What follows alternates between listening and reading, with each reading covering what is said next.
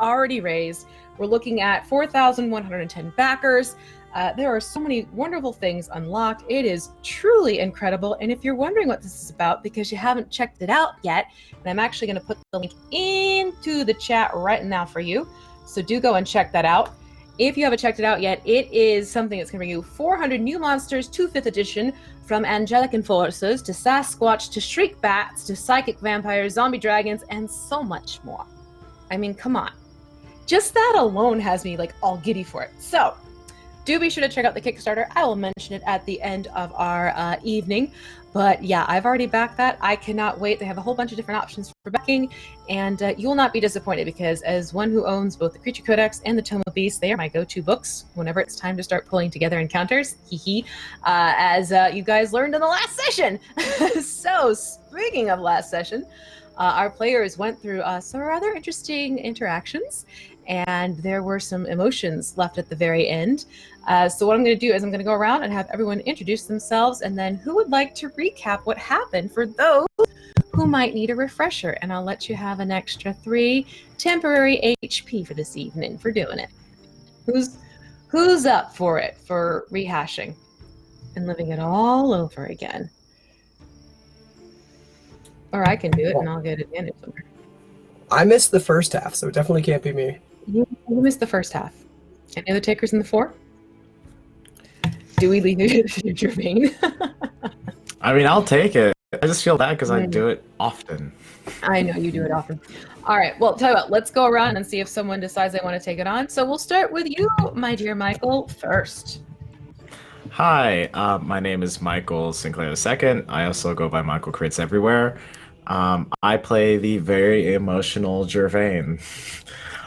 He is a Cairo of Wanderer Ghost Knight, off of Kobold Press Midgard Heroes. And, yep, we'll see how interesting tonight goes, but that's basically it, folks. Lovely, then let's shift it over to Torn Pixie. Hi, I'm Torn Pixie, and I'm gonna be playing Ewelgalith, who is our Shadow Fae Warlock Druid. Who basically ended up eating her words last time. Because she was like, hey, we can totally trust this person. No, we can't. Yes. You never know. Damn I it. mean, hey, there's obviously more that has to be checked out now. Let's jump down to Jim. Yes, I am. I'm Jim. That's me. I'm playing Slain. And I don't think Slain ever said that we should trust Baba Yaga or anything like that. But I'm interested to see how this all plays out because, you know, it's fun and exciting to get tangled up in all of the cosmic shenanigans. Anyway, I'm excited to be back. And yeah, that's about it. Awesome. Okay, shifting over to Darling Kai. Hey, I'm Kai. I'm playing Zira, the Halfling Fighter. Beautiful. And wrapping up, last but not least, Jesse. Hello, my name is Jesse, or Jesse Neon, as I'm found on the internet. I'm playing Maurice, the Pantheist Priest, Gear-Forged Metal Man. Metal Man. All right, I love it. So, any takers on the recap, or I can just do a quick little rundown of what our players went through during our last session? And a 5, a 4, a 3. I'm happy to do a recap, but I would let someone with fewer hit points take it if they want to go. So you want to distribute the hit points? Listen, I got 70. If somebody else wants them, they can have them. But Slain, do it, dog. Wait, you have Yes, 70 hit points? well, he's got a crazy con, and we're doing max HP. So, Oh, right, yeah. grab Okay. that Yeah. round. Okay, yeah. Did you not get injured? Oh no, I did. I got he's but he has the healing troll thing. That's like a second wind. He's a sturdy dude. He's sturdy. He's at 50 something. Anyway, okay, so we'll paint the picture. The mist was closing in at the tree line when when we were about to fight some undead and a vampire, our cleric decided to go to the longhouse to commune with their gods. It's fine. You don't trust. Listen, you don't question the ways of the gods. That's foolish, and sometimes they make you do very weird things. I'll just leave it at that. So we see these hulking creatures coming out of the underbrush, one of which has a sort of like a cage crown of antlers with a fairy thing inside of it. We later learned a Chewheister, a certain fey hunting giant that was, I guess, pressed or charmed into service. Who knows? Because it immediately started to attack us. Slain tried to draw its fire. And then we ended up in like a 6 or 7 round melee, just like giant skeletons. 8 round. Yep. 8-round melee with like Slain, Noname, Gervain, Czar, Bruce, the Vine Troll ally, Bruce, who we need for, I'm assuming we're going to need for that ritual because we needed something of the druidic nature. I don't know. Maybe that's just weird on my part. All of us fighting Alcide skeletons. Everybody was in the mix. Eowyn got the thing. Did it enter her lungs? Did it enter Eowyn's lungs? The Crimson Mist? It encapsulated her completely. Oh, okay. I thought it all went up inside and you had to like cough it out or something. No, it's not like it crawled in. It just sort of like gave her a big old hug and a vampire sucking misty kiss. Basically, she talked some crud and Drusilla came for her. Nice, excellent. Yeah, at some point there's a ping pong between the two, between Slain and Eowyn as to which one the Crimson Mist was going to go after. This was after we brought down the giant and the Alcide skeletons, and then Slain was engulfed by the mist, breaks free, and then at some point, just like starts going crazy in it. I imagine it. You know, how do you fight mist? Right? It's bloody mist. Slain thinks he kills it, covered in the mist. It seems to go away. And then in the aftercare, as Mama Rihanna fusses over us and the like, and we get Finn distributes some rewards for his defenders, Baba Yaga starts shrieking through the night, taking off in a mortar and pestle flying, laughing as he's got Shreg and Gypsophilia, and as well as her knight, the Black Knight. What's his name? Ryurik. Yep. Leaving all of us with many questions, and I'm sure some, time. We need aftercare as well, guys. Like that's a big fight. It was an intense session. So, and then the day before we had that other fight, even though that was like last month. Anyway, that was actually the same day. It was the morning fight and the evening fight. Yeah, blood's pumping. You guys are busy that day. So, yes, as you watch in the empty space where you witness you witness Baba, there we go, get the right one. You witness Baba Yaga shooting off in her mortar and pestle with Shreg clearly in her arms, and Ryurik galloping off on his horse, knocked, as he's galloping away on Nacht. You can see on the back he has Gypsophilia basically sort of wrapped up and up against him, carrying her away. And you can still hear Finium's scream reverberating throughout the entire grove as he witnesses his partner being carried off by Baba Yaga and her Dark Knight. And you feel Gervain standing outside with Finium and Bruce, the cold kisses of the snowflakes falling upon your face and onto your shoulders and on the top of your head. And these are those thicker, fluffier snowflakes, much like baby breath blossoms.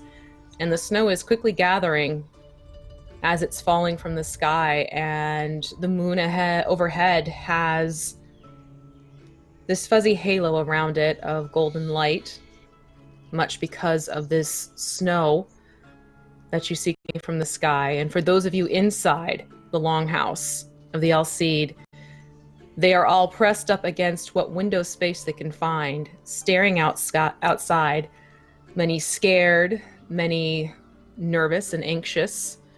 The younger ones may be a little bit in awe of seeing this phenomena of which they've heard but never actually experienced in the Grove of Eternal Autumn.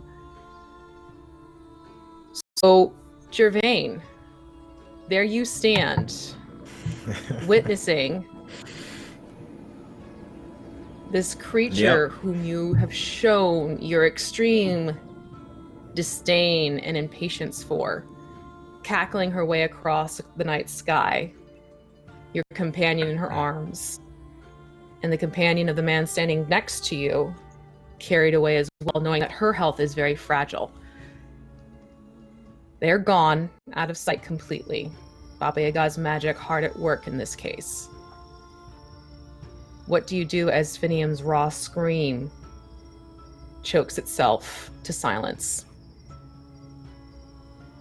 Gervain's gonna be breathing pretty heavy. I mean, he's still trying to settle down from whatever he was encountering, and he hasn't completely settled yet from, like, whatever kind of bloodlusty thing that he has going on at the moment. And he's yelled out into the night sky about threatening Baba Yaga, and he can't get to her. Can I at least track which direction she's going? Or at least figure out which direction she was flying? She was heading off in a more southwestern direction from where you're standing. Yeah. So with all that pent up, I'm going to go start marching, leaving.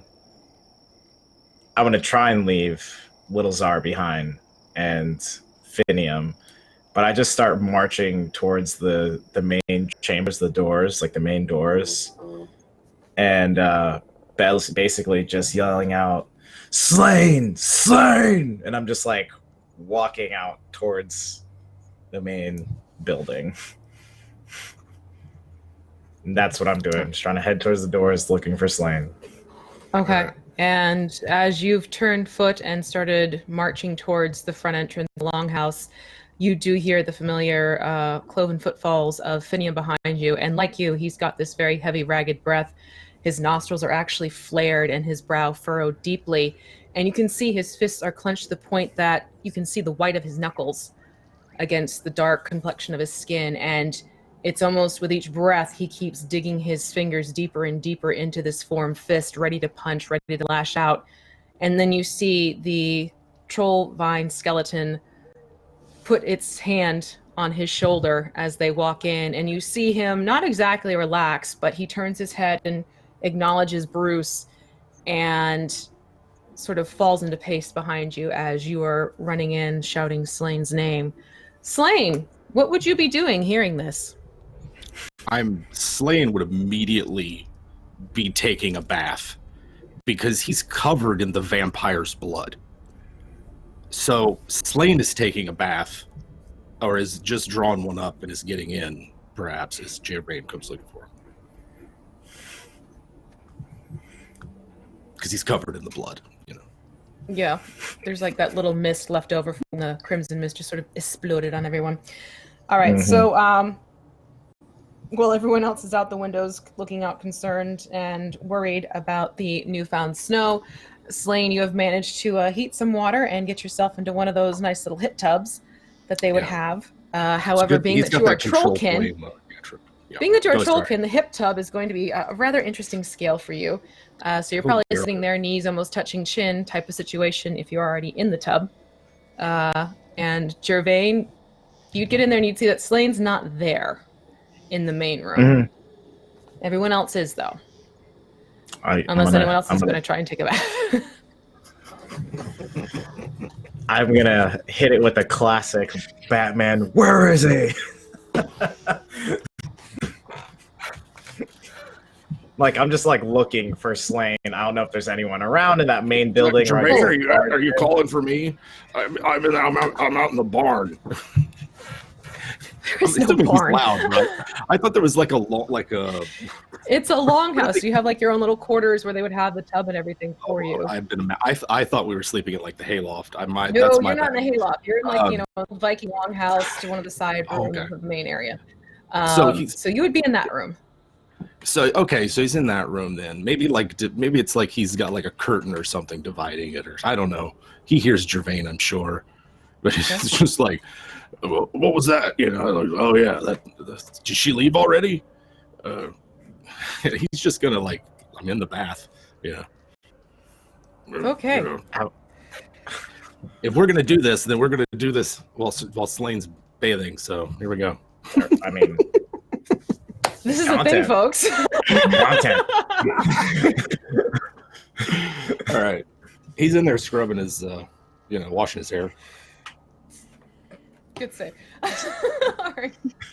So, Gervain, you come bursting into the front room. The rest of the Alcedes who had been staring out the window, many of them startled back, hearing the rage and the volume of your voice, and then seeing behind you a similar-looking form of Finium, expressing similar emotions, and a few just silently just point their finger towards the room where you have been sharing it with Slain and the others.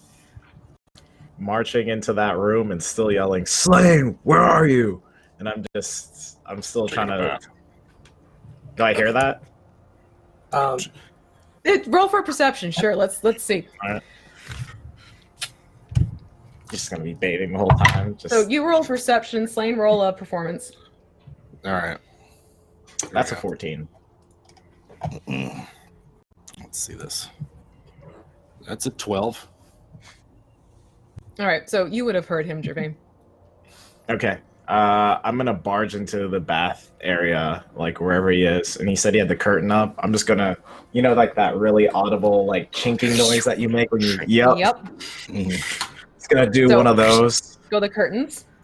Without even explaining, I'm just going to like grab his shoulders and shake him and just say, "You said that we can trust her. You said it." And I'm just like shaking Slain. Trust her. I'm just furious. Baba Yaga, you said that we can trust her. You heard that from me? I don't remember vouching for her. I mean, I remember just saying that if we could trust her for her own, like, as she would, further her own self-interest. But she is Baba Yaga, man. Like, have you never heard the stories? You seem mad. Is everything okay? No, not everything's okay. She took Shreg, and she took Gypsophilia. I mean, why would she take Shreg? Like, I can see why she take Gypsophilia.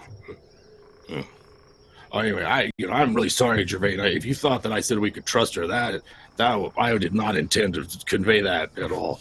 But I think that we could just, count on her to do what she thinks is best for her. If that's what you mean by trust. Doesn't sound like you do, though. You said that we can use her as a means to an end, and she has royally fucked us. And I'm just gonna like shove his chest like as hard as I can and storm out of the room.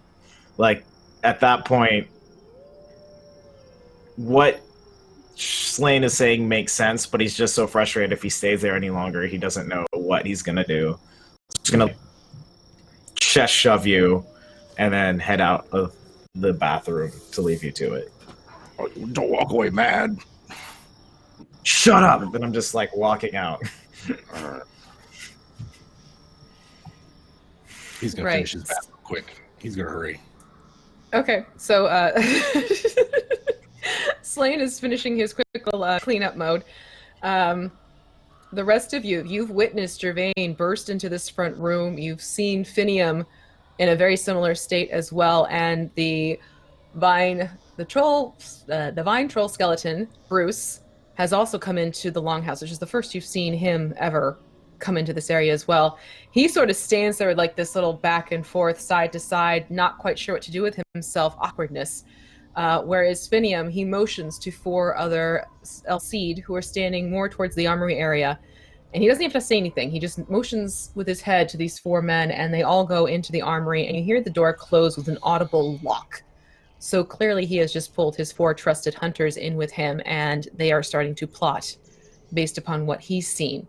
That leaves the rest of you in the main room with the Alcede, some who are still very much in awe or great concern of the snowfall that is starting to collect outside. A few of them now also realizing that they don't know if they can go home yet or not, because they've been all called into the longhouse to protect them from the Crimson Mist. So it's a little bit more crowded than it normally is. What would you be doing seeing this interaction and then hearing Gervain shouting at Slain and then watching him pop back out?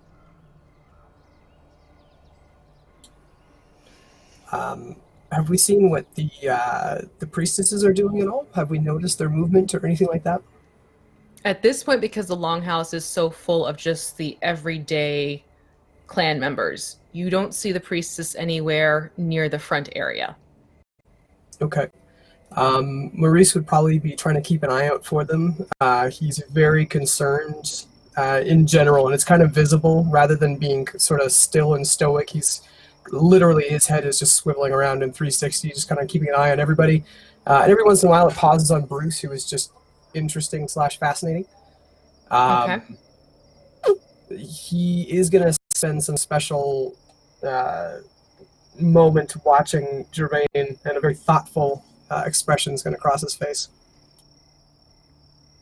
Do you approach Gervain then, Maurice, or do you let him sort of stand at the door, breathing and showing his extreme frustration? I think for the moment he'll give Gervain a moment to kind of cool off and take a breather.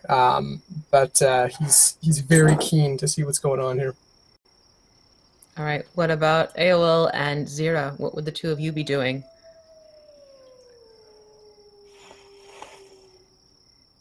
I think that I would walk outside and just kind of like hold my hands out for the snow.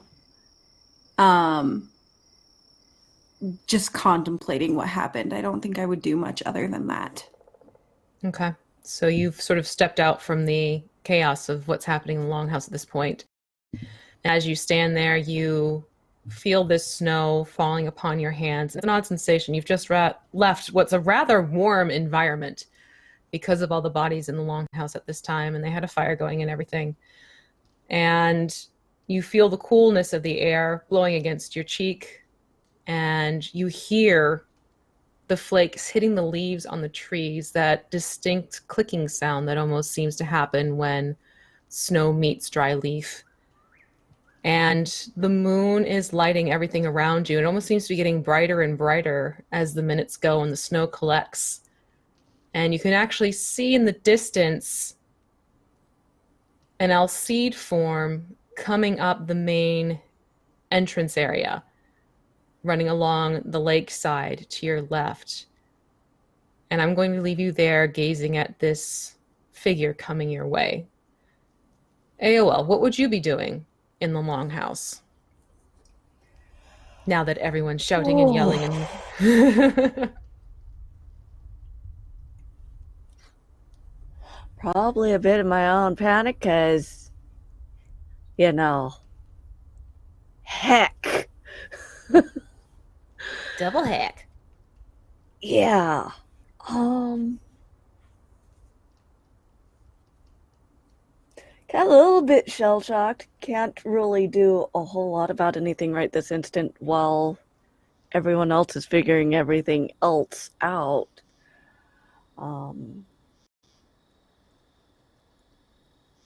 So as you're standing there sort of trying to gather your thoughts and even your bearings, you feel a warm, leathery hand slip itself into one of yours, and the other one grasps on top and just starts this little soft patting motion. We're going to get this kid out one way or another. For sure. Absolutely. We're gonna have to. We are. You, my dear, have seen things tonight. Perhaps best maybe we find a quiet spot and sit down for a little bit, maybe, and talk things through. I think, yeah. So Mama Rayana, picking up on your emotions and you're trying to process everything that has happened, she'll lead you up into that sort of library loft where Shreg had been all day researching about this Crimson Mist and providing the information that they gave you before you went out to fight. And she takes you up there, and there's actually a couple of comfortable, they're not quite chairs, they're more like cushions for the LC to be comfortable, able to kneel down and start, reading as they like to do.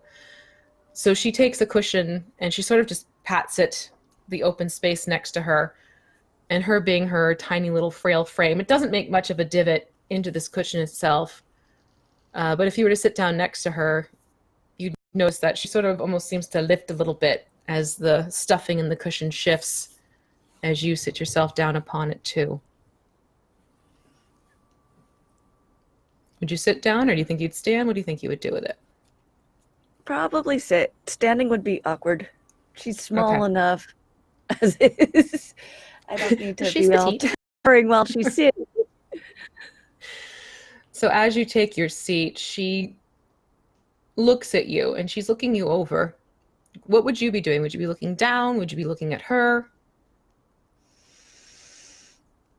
Probably looking down, trying to figure out what the where everything went sideways here.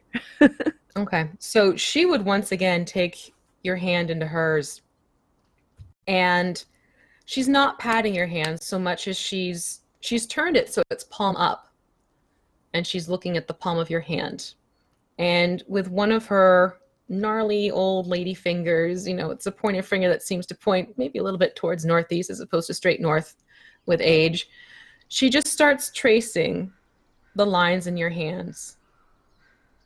And it's not so much deliberate like she's palm reading it, but you can tell she is seeking out certain lines in your hand, and it almost seems to be a means of getting you to calm down.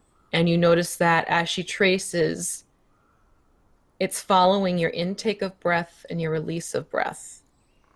And you feel yourself starting to breathe with this stretched out tracing that she starts to do along your lines as you start matching her motion with your breaths. And when she feels you starting to pace yourself more, she starts talking to you. However, she doesn't make a point of trying to make you look at her. She too is focused on her hand upon your hand, respecting that you may need some time to process. My dear, you were brave, though it may not feel like it. You went out there, and you faced something that, quite frankly, I don't know if I could myself. But from what I could tell from that window, you all very much worked together and conquered something tonight that many may not have been able to. That takes courage. It also takes courage to admit when you feel that maybe things didn't quite go as you had hoped, or if maybe it's got you thinking.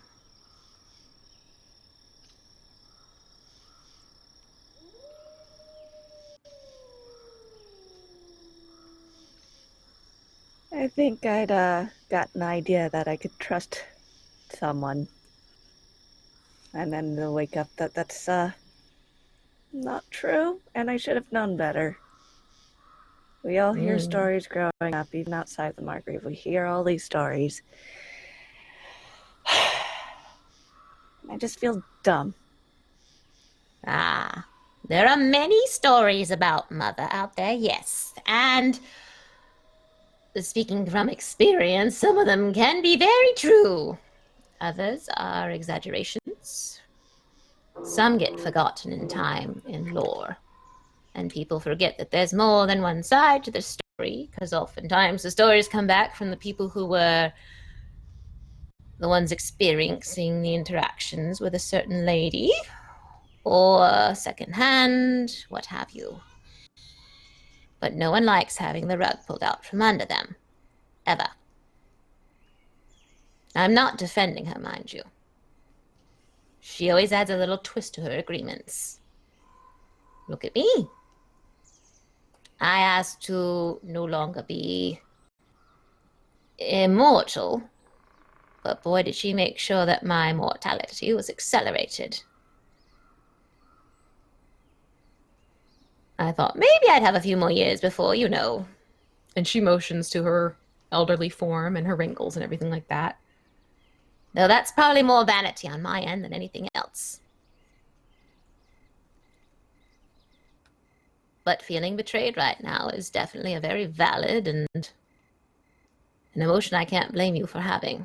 I don't think you're the only one feeling betrayed based upon a certain someone's rage coming into the house at all. That's another one who's going to need to talk things through, I think. But we'll get to him later. Why would she take Gypsophilia when she needs her here? At least that's what she said. She needs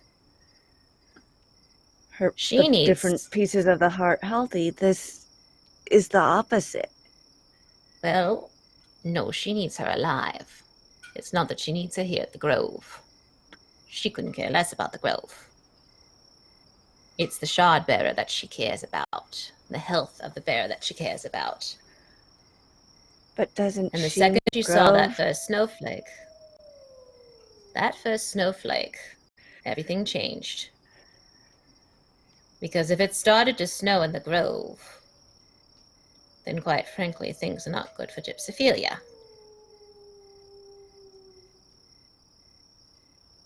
I'm not saying she took her to kill her. In fact, I don't think she would, knowing what she does. It's too important to keep her alive. But I can't get as to the why of it. That might be the answer right there, though. And she'll tip her head and look at you thoughtfully, more towards your profile than trying to make eye contact still. And you hear her take in this deep breath and this very slow exhale. You are definitely an observer of many things, my dear. Tell you what. How about you sit here and think things over a little bit more? I think I need to check on a few of the others. Find me when you need me.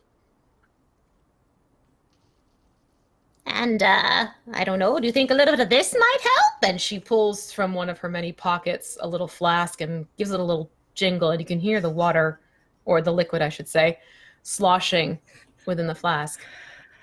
It's very good. Not quite like what you had earlier, I will promise you that, but, Oh, man. I think I'm good, but thank you. all right.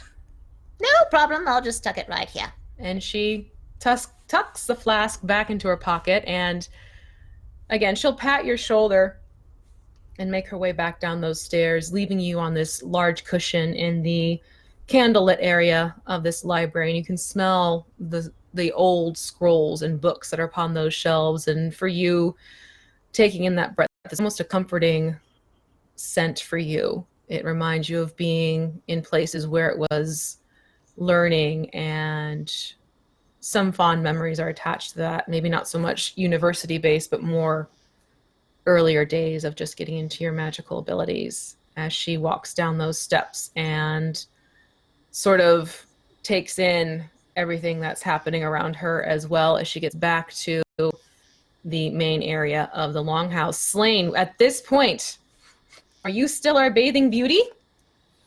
No, he's gonna finish up, because it's vampire blood. And but get dressed and come out and anybody seen Gervain? I think I owe him an apology. He seemed pretty mad. Gervain, where would you have gone once you had sort of stopped in the longhouse front room? Startled everyone. I was Would you gonna have get gone to back this. outside, or? Yep. So Gervain's gonna be out with. He is at least gonna notify whoever he sees before he walks out of the exeter entrance of the Great Hall. Okay. And he's just gonna notify whoever he sees. Essentially, last person he sees. Me and Little Czar are going out for a run. I'll be back in 2 hours. And we just I call Czar as I'm running out the front door. Okay.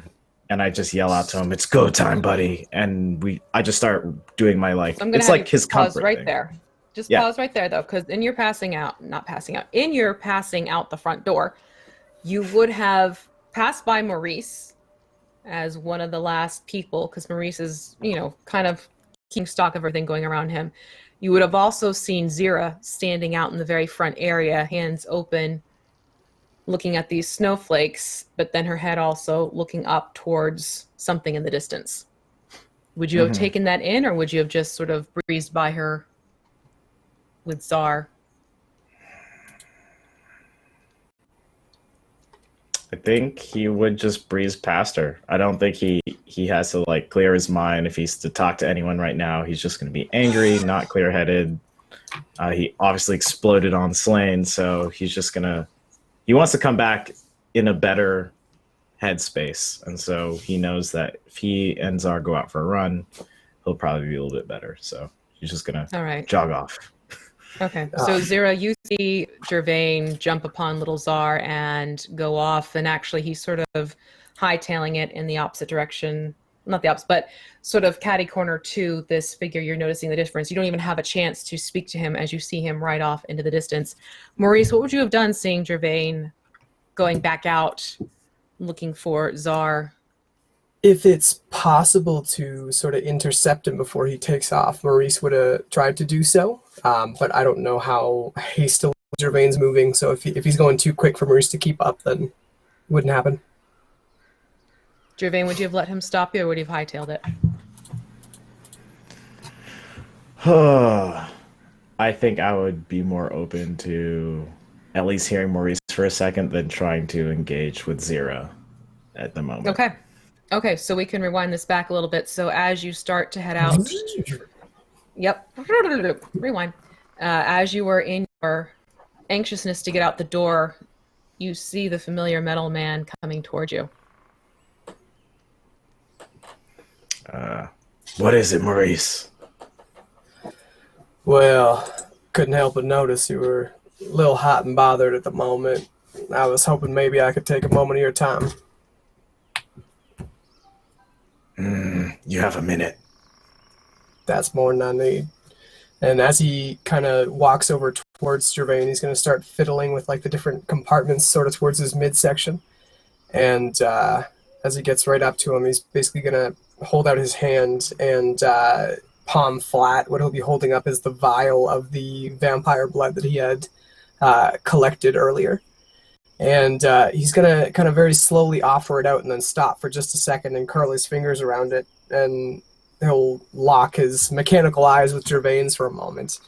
And he turns and says, "Now, it ain't much fun being an ant when you're getting stepped on by those boots.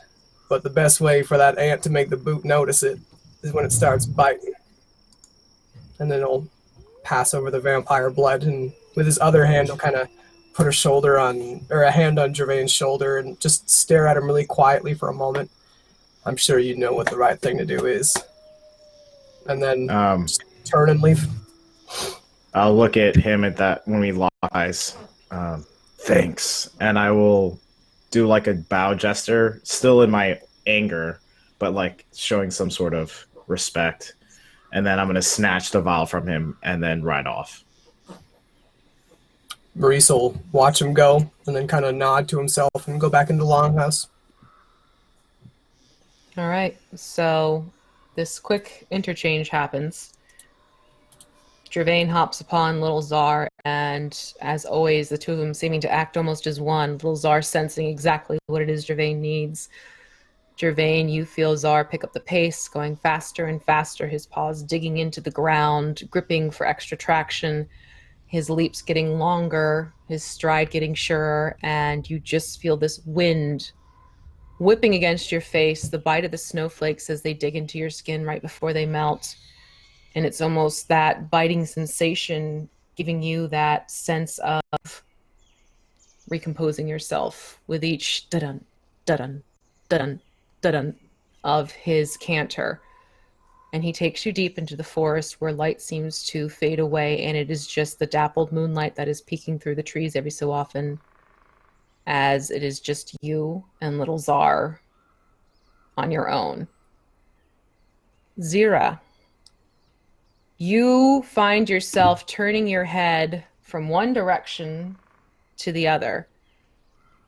seeing Gervain disappearing into the dark on top of little Czar, and then turning your head back and seeing this Alcide figure coming up closer and closer. And the interesting thing is, this figure is not moving super quickly. It's not like they are in a panic or in a hurry. You just see it's just, they know where they're going, and they're going to get where they need to go. Normal sort of stride. Give me a perception check. Oh, dice. Yeah, those things you play Those games with. Math rocks! Math rocks. Math rocks. The rocks of math. 16. 16. Okay. So you are able to tell as you sort of squint in the moonlight, it's the familiar silhouette of Cal, the messenger of the Alcide clan. And you know that he has been running back and forth trying to keep everyone informed as to what's going on. And at some point he must have gone out to either get a message or to catch something or for an interlude type of thing. And he is now making his way back. But you also notice that there's something, perhaps he's carrying something on his back. You can't quite tell because every so often you see him just quickly nudge and shift a little bit, trying to keep whatever it is mounted on his back for him. And he's slowly making his way up to you. And this, you realize, is why he seems to be going slowly, because whatever it is on his back maybe isn't secured well enough, or if it's a person, maybe they're not quite comfortable riding on the back of something like this before. But as he gets closer to you, he will bow his head down to you. And I see you're still outside. I quickly ran out as soon as everything got started, but I'm guessing from the fact that it is just you and there's nothing else here that you defeated her? Yes, we did defeat her. That is impressive, to say the very least. And you see him sort of like look at you with this higher regard for a moment. And then the shifting, and you realize this is a creature on his back. The shifting of this little creature on his back suddenly has him look over. Pardon me, but we have a new visitor. She was supposed to be coming to help out with gypsophilia, see if perhaps she might know of some remedies for her. I bet I'll get her into the longhouse. And you'll see him turn his head and his antlers, sort of catching the snow, which is giving them an unusual branch-like look. And you'll see him turn and shift his body enough so you see this smaller form, probably closer to your size actually, sitting upon his back, holding on. And Charlie, what would Zira be seeing? Who is this person sitting on Cal's back? Zara would see a grey and white rat folk with large ears, which kind of twitch every which way. The snowflakes that are falling from the sky catching on the whiskers, which kind of shuffle backwards and forwards. And with like an awkward slouch, she slips from the back of the Alcide and kind of half tumbles on the floor in a flourish of scarves and excess material, which she kind of sweeps back up, trying to get herself in order. Hello. Zero would reach down and like try to help her up. Cal would be doing the same, like trying to assist you back up. So the three of you are sort of all gathered together at this point. That was quite a ride. Hello. Hello. Hello. Who are Cal you? at this point is like looking at hello. That is Weeble Wobble. Yes, I am Weeble Wobble. Hello. Hello, and I'll reach my hand out, a little overwhelmed, because I'm tired from the fight still. I'm pretty beat up still, and I'll just shake her hand. Oh. Never mind, we'll talk about that later. I have heard so much about you. You have About been in me? a big battle. Look at the state of you. Did you win? We did win. congratulations! I am very pleased to hear this. Oh, it's cold. Where- Have you noticed this? Oh, yes, I've noticed it. And I'll put my hands back out.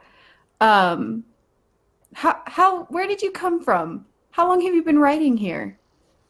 I came from that way. I don't know. The woods are very complicated. Have you noticed they have lots of windings and windings?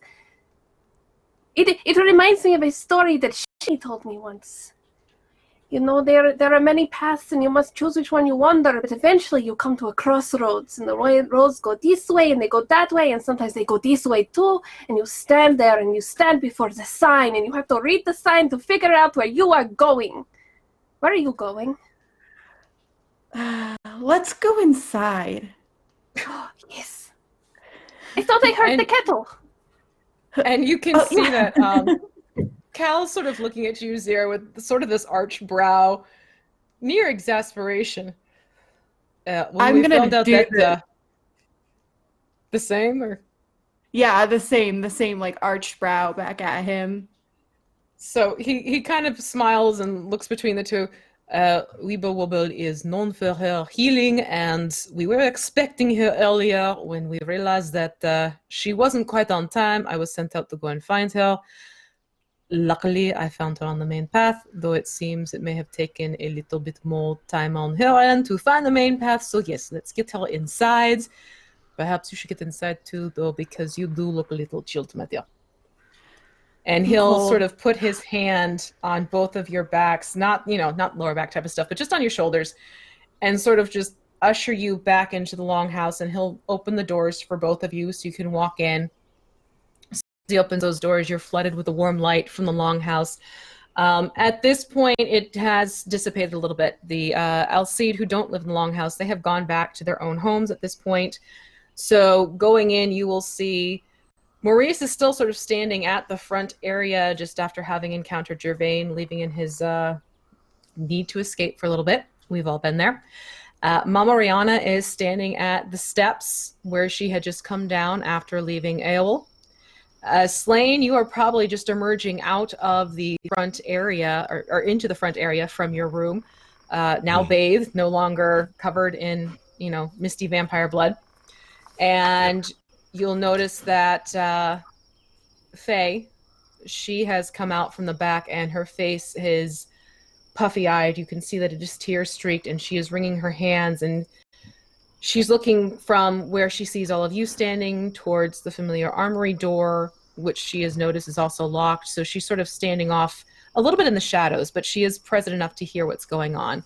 So this is what the two of you will see, Zira and Weeble Wobble, as you walk in. What would you be doing as you go in there, Weeble Wobble, seeing this? I would be motley explaining crew? the confusion because the trees of the Margreave seem to move of their own accord. They tell you to go left at the Weeping Willow, but the Weeping Willow is busy crying till the ash down the road, and it's very confusing as to where the Weeping Willow should have been for you to turn left at. But the Margreave is very sad. Am tired from the fight, and I'm just like listening.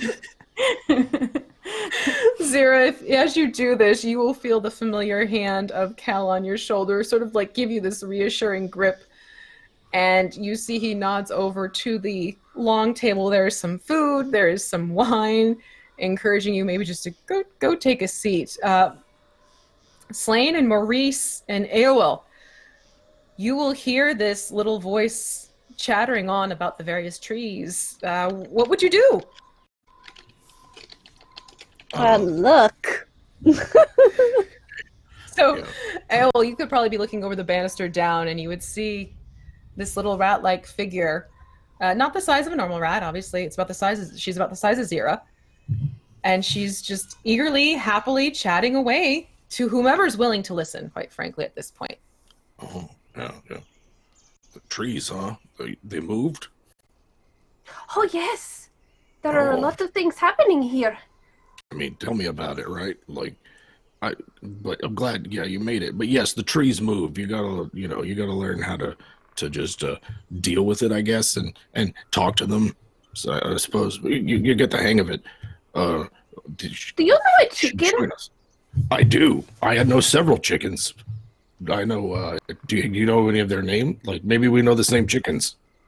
Oh no, I just saw it in my head. Don't worry. Oh, great.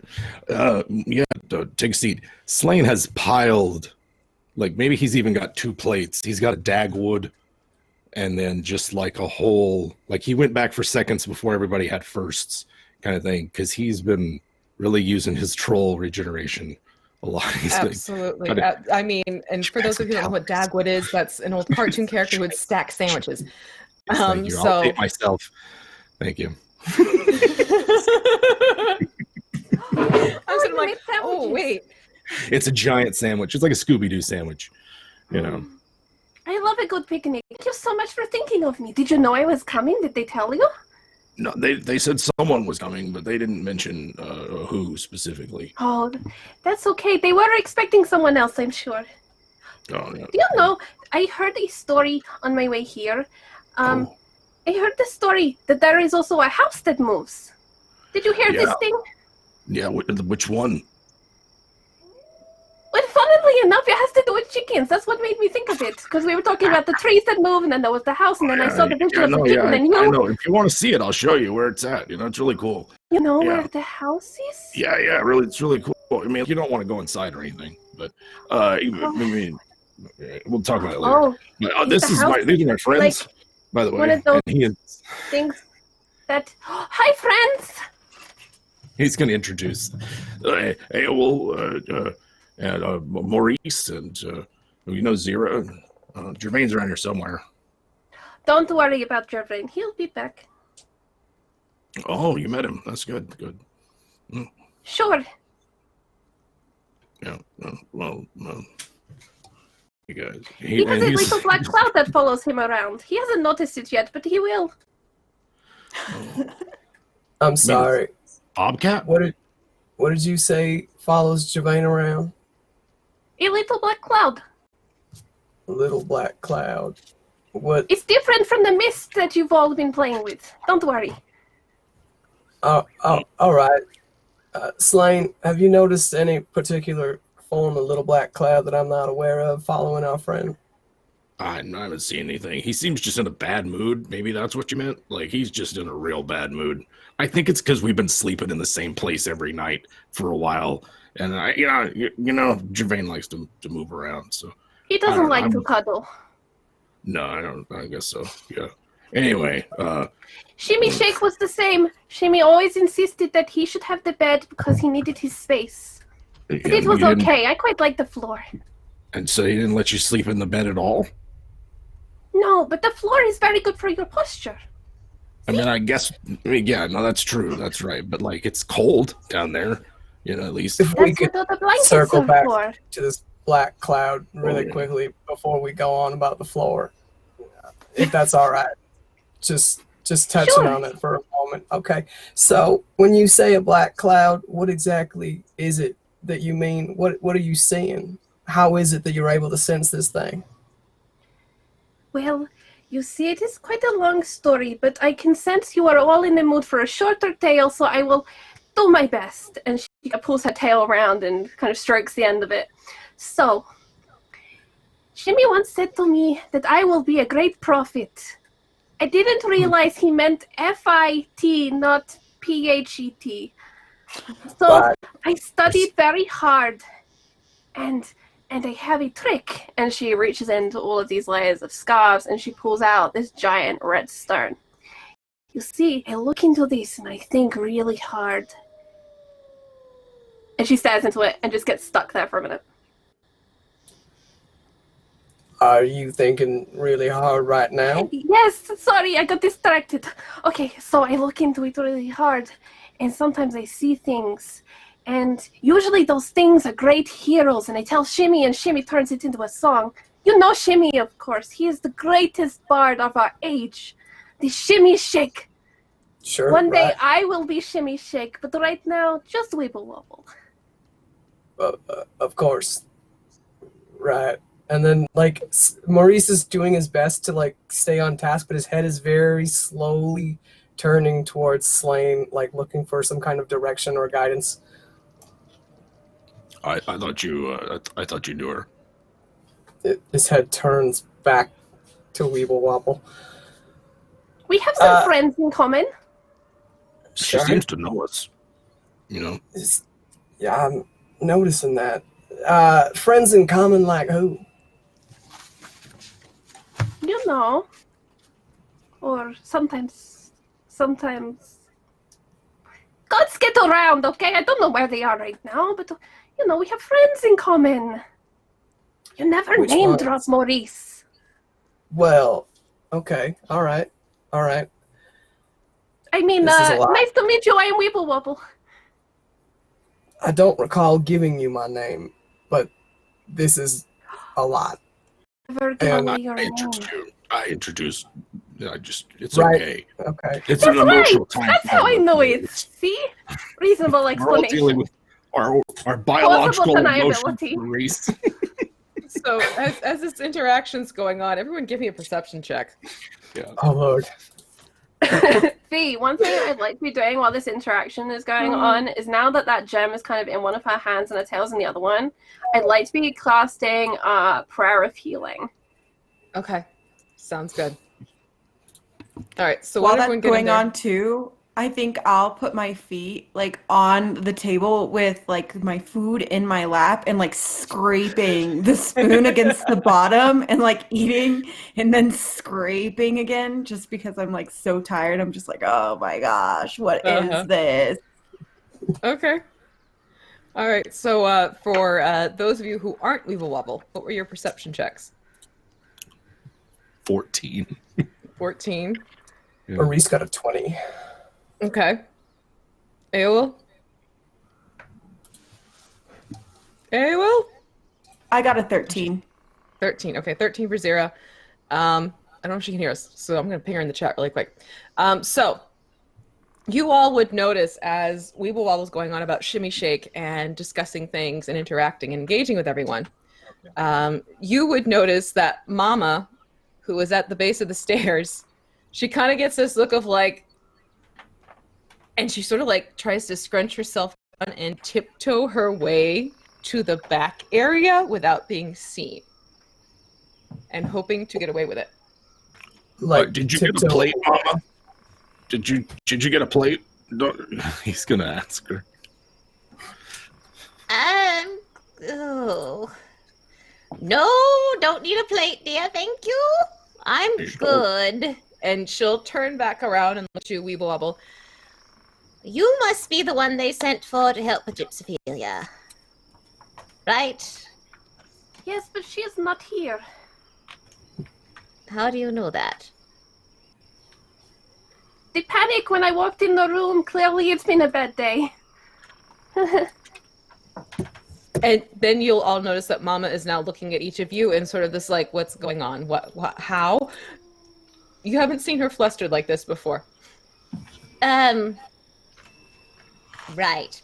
I need a drink. I'll be back. Could I get in on that? She starts like going through her pockets and she pulls out a smaller flask and she'll actually kind of loft it towards you. So give me an athletics check to see if you catch it.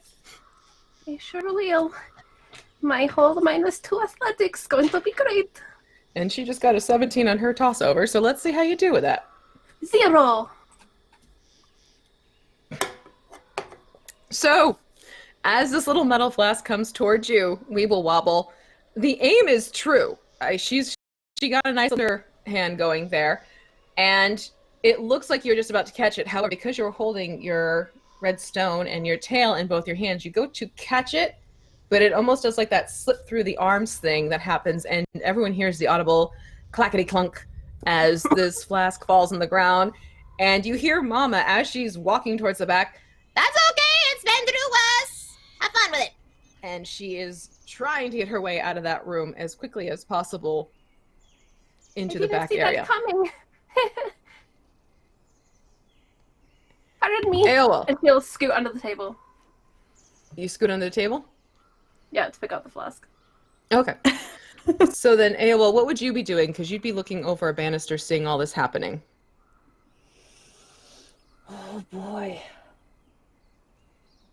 Yeah, about time for another chaos person does show up. I'm going to go ahead and head downstairs. Okay. So Weeble Wobble, you would then see Aol coming down the stairs and making a fair way to the group. Would you engage or would you... I think you see the tail kind of stick up, and then a giant ear, and then another giant ear, and then just like the nose just perks up on the edge of the table. Hello! Don't mind me! Exactly. How tall is Weeble Wobble? Like, I'm picturing like 2.5 feet, like 3 feet. Yeah, it's like tallish toddler. Okay, Yeah. okay. She's pretty small even for a rat folk.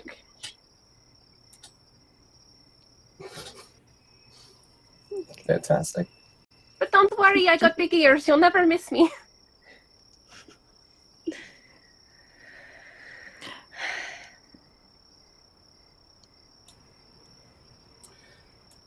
Did I hear miss right where? that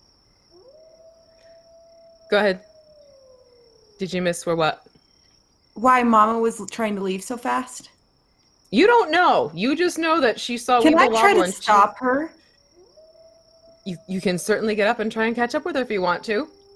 Well, I'm just gonna. Mama, come back in here. Where are you going so fast? Okay, then give me a persuasion check for this one. Oh goodness. Oh goodness. 7. She didn't do too well either. You just kind of see her kind of do like that when you can tell a person's trying to get away and is just not quite getting out of that room as they'd hoped to. And she'll turn around. I thought I'd double check the back bedroom and see if we have any clues as to maybe what Baba Yaga has in plan for Gypsophilia or anything of the like. Right, that's where I was going. I've already checked the back room. It's fine. No, you didn't.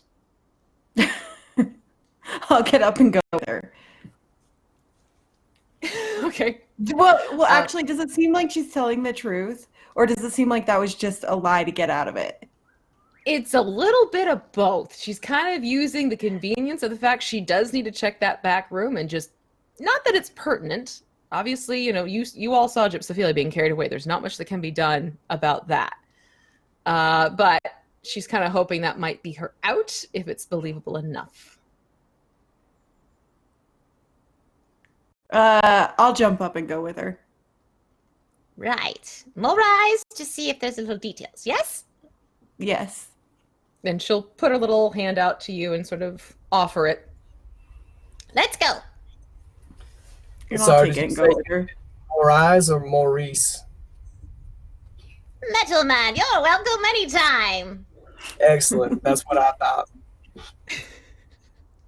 All right, so do you all actually follow Mariana to this back bedroom area? None of you have actually been in this room yet. This is where Finium and Gypsophilia, this is sort of like their inner sanctum, if you will, of the Longhouse. I was only going with her to try to find out why she was acting so awkward. I didn't actually think anything was back there. Okay. Maurice is interested. He has a lot of questions, but he also sees that Zira's a little run down. So he wants to put a little bit of space between himself and Weeble Wobble for a moment to do some thinking. Now, Weeble Wobble, would they have benefited from anything as you were casting your spell? Yes. Up to 6 people will benefit from my cast of Prayer of Healing and will regain 13 hit points. Wow. So, my darlings, make sure you get that added back in. And then, Aol and Slain, would you follow as well with Mama and Zira and Maurice, or would you stay and get to know Weeble Wobble a little bit more? Slane's staying. It's dinner time. Okay. Yep. Stay. Okay. Okay, great. So we have it split where we're going to have Mama going off with the 2 of them. Gervain, you're still kind of gallivanting. You let me know when you've chilled, literally.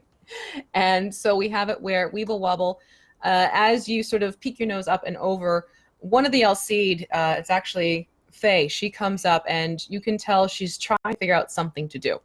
This is the daughter of the chieftain and the priestess, as you would have known just by reputation. She actually places a plate in front of each of you in a place where you can sit, and she's gone to the sidebar table and she started pouring something into mugs. It's probably just some watered down wine or the like, but she's also making sure you have drink to go along with your food. And you can tell this is more her trying to keep herself busy, because at this point she just can't even compute what's going on mentally right now, which leaves the three of you sitting at the table as she just kind of keeps coming in and out, bringing you more bread, more this, more that, and the other thing. Maurice and Zira, Mama is walking you towards the back, and this is an area you haven't been in the Longhouse before. And you can tell it's a little bit more private. The quarters have gotten sort of closed off. There's this rug that runs between one side and the other side where there are two doors, and Mama takes you into the left-hand side. And as it opens, you see this very large, comfortable bed. And there are, various tables, there's bookshelves, and there's sort of like an armor rack where you can tell that Finium must place his more favored weapons and everything like that. But most noticeable is this large empty bed where Gypsophilia must have been before being whisked away. And you do notice that on the one side of this room, there is a door, which must usually be used for Finium for quick access to the outside if needed, but clearly was the means in which Baba Yaga and Ryurik got out so quickly with her and with Shreg. And Mama just sort of stands there tutting a little bit. And it's dimly lit. It's not a very brightly lit room. In fact, there's only one lantern that is lit right now, and that is sort of on a table across from the bed on the opposite side of the room. So there's, it's dim lighting. It's not completely dark.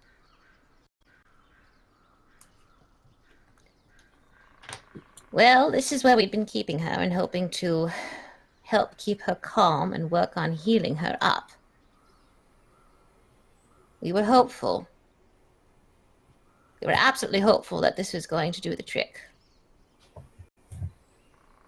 But Baba panicked and suddenly she was gone. Those damn snowflakes set her off. And you can see on either side of the bed, there are these two windows, and you can see the snowfall as these flakes dance and swirl in the darkness of the night, catching on the glints of moonlight. Mama, do you think that she's trying to help her? Knowing what Gypsophilia is, I think she, in her own convoluted way, yes, I think she thinks she's helping her somehow.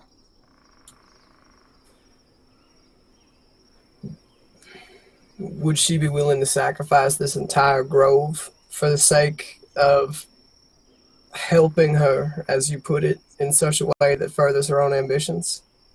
Absolutely. I was afraid That is how to say she that. functions. She doesn't care for the people of this place. She cares about the shard that is in the existence of the One. There are 37 of them she needs to keep alive, to keep the power of the Eastern Margreave part at bay. Right. Lose one, it regains a little bit more.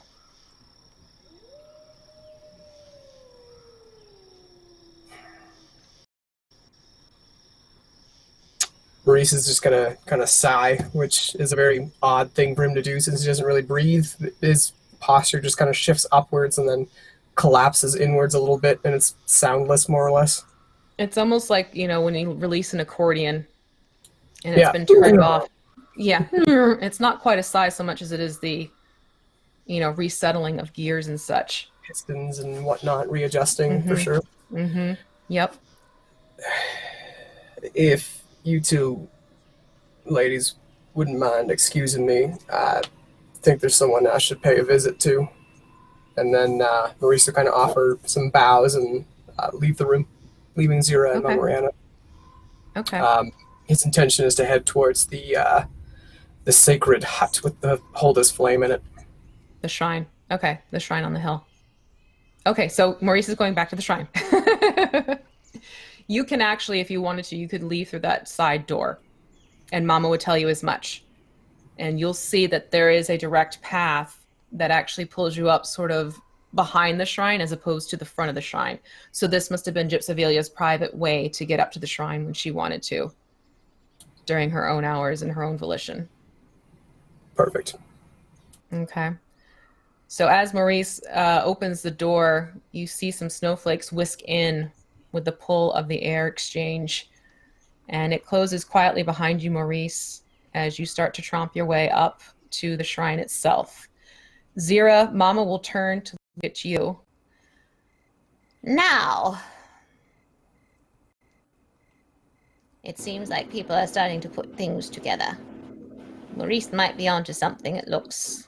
What are your thoughts, my dear? I think about the same. Well, here's to hoping that we can all get on the same page and figure out what it is we need to do. I don't think it's going to be an easy task getting her back here. But I can guarantee you they want her back. They're not going to let this go. Nor do I think any of your companions want to let this go either. Do you know where she would have taken her? Most likely Back back to her to her hut? home. Back to her hut, yes. We shall see. That's going to make things tricky if that is the case. But do help me look around and see if maybe she left something behind, or at least help me tidy up. And she'll start moving things around, because a lot of people have been in this room and have been moving things around. And Zira, you'd notice that she's sort of picking up old dishes and picking up old cups and kind of setting it on one table, and then she'd go over to bed and start smoothing it out and sort of getting it resituated. And I'll leave the two of you in that room as the other three are eating in the front room. And Maurice has gone up to his shrine. Yes, this is what my players do to me every single Sunday. Gervain, in this time, what would you have been doing as you are gallivanting around on Little Czar's back? Yeah, I said I'd be gone for about an hour. So an hour after getting a distance an hour away from where we are. I am far away, but Gervain feeling a little bit more freedom, maybe a little bit more clear-headedness, maybe not, is looking at the vial that Maurice gave him. And he hops off Lazar. I imagine there's snow around and like trees kind of losing leaves around him. And he's kind of either talking to himself or talking to Lazar. And he's like, so everyone wants to make pacts with whom they don't know. And I've just been trying to keep it together. And this other thing with Baba Yaga happening, I'm going to start my own pact. And I just crack open the cork of the vial and I drink whatever Maurice gave me. And then I'm going to crush the vial in my hand, like the glass shards and all. And, he's going to take a deep breath, hop back on Nazar, and then bolt on back. All right, I'd like you to give me a Constitution saving throw, please. Man, Gervain is so stupid. He's an impulsive one. Yeah, it's a 1. It's definitely a 1. Damn, boy. Okay. Well, you've already felt the aftermath of using your particular weapon and trying to get control of yourself with that one. As you've downed this little bit of blood into your system, you feel your senses become far more acute in the night. Suddenly, it doesn't seem so dim. You notice things more sharply. The rustling of the leaves, the crystalline formations of the snowflakes as they dance across your face. Mm-hmm. The smell around you is more keen. You can smell even the differences of the snow-like environment of the grove, and yet the loamy thaw of the spring at the edges of the grove, where the rest of the Margreave begins, outside of this enchanted place. And you feel that hunger grow sharper and far more intense, almost as if it's becoming its own voice. Gleeful, almost giddy, that it's now in your system. As you're making your way back to the longhouse.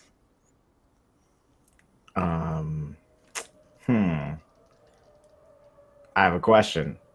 Mm-hmm. Can I make some sort of? Can I see if there's anything out there to hunt before I get back? Oh, sure. Yeah, let's do that. Go ahead. Investigation. Or, no, let's do survival. Let's go with survival on this one.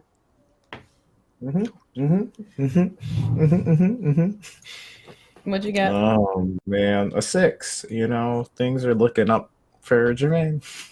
Well, I just rolled a 1 for a hapless rabbit. You will see as you start making your way to go, off in the distance, there is a hare. Okay. Not quite ready for the snow. Its fur has obviously not changed color in time. So it is very much standing out in silhouette against the freshly covered snow area. And it almost senses you right away, the predatory nature that you are exuding at this point.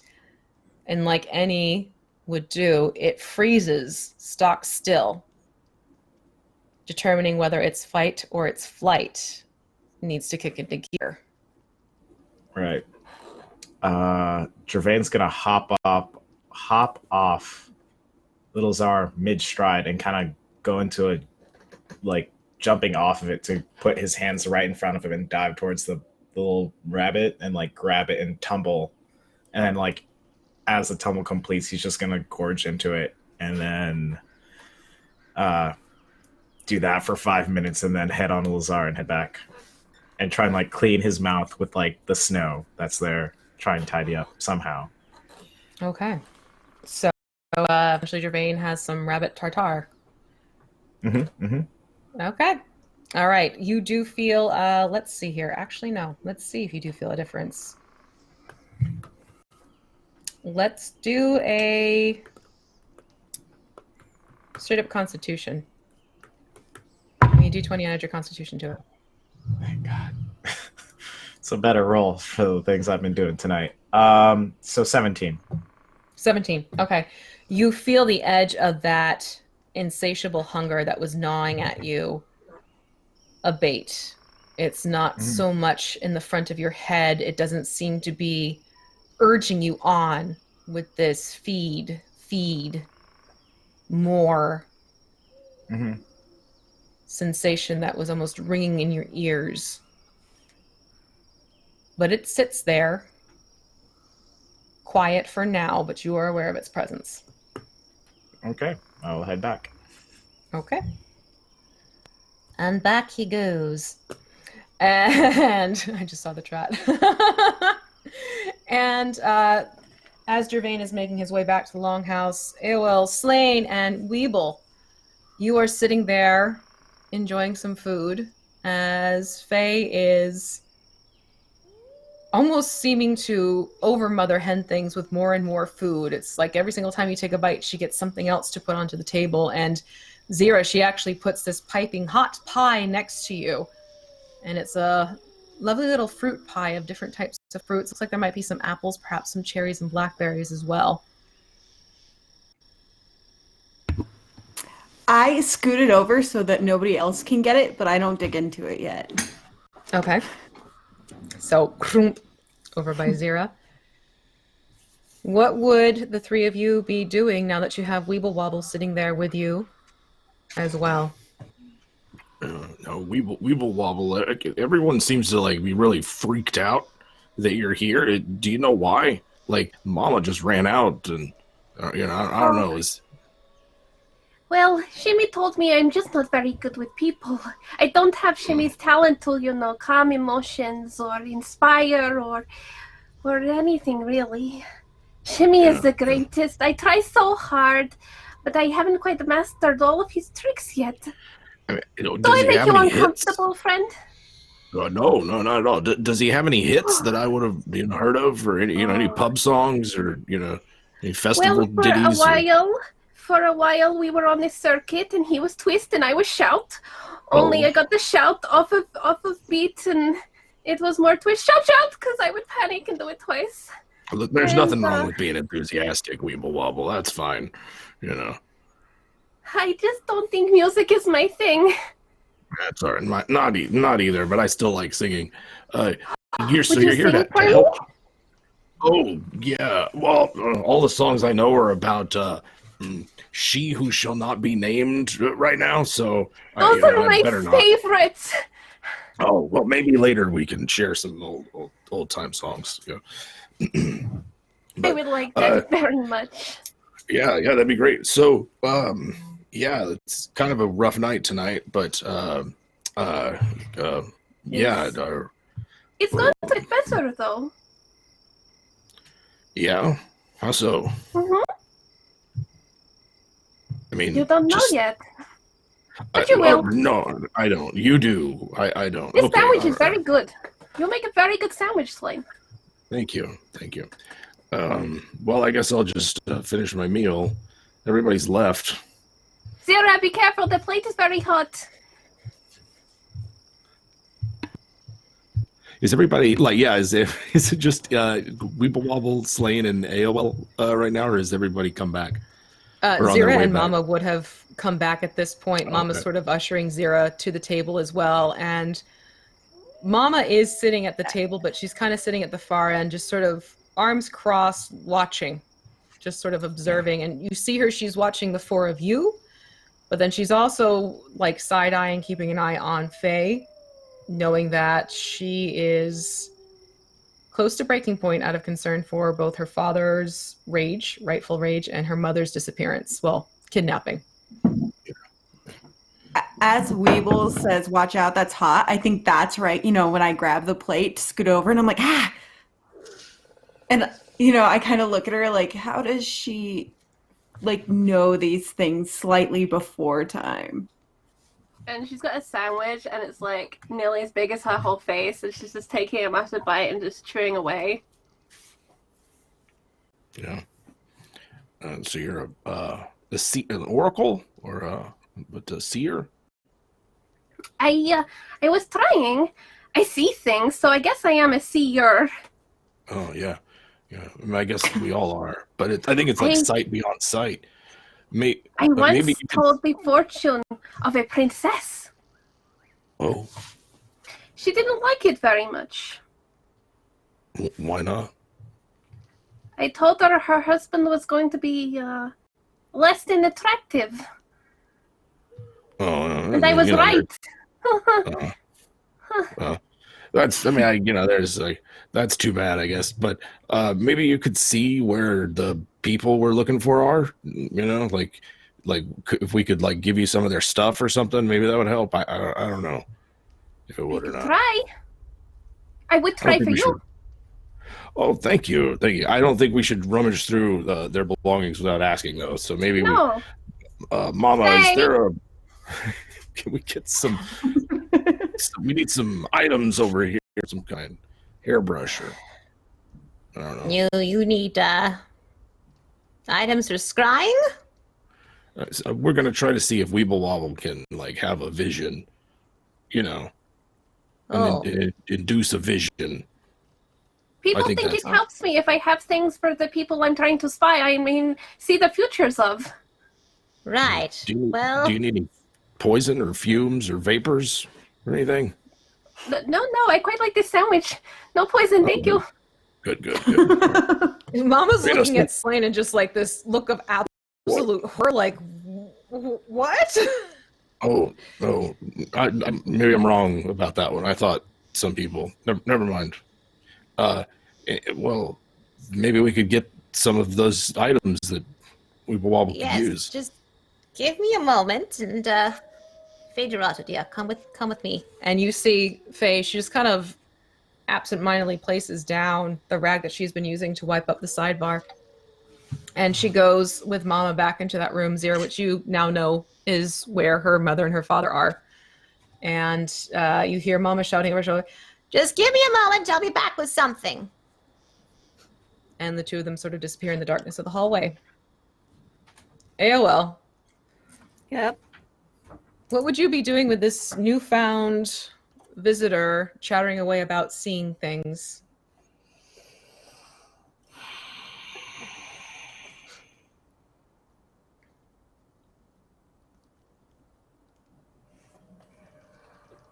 I think I'm gonna listen for a bit. Because,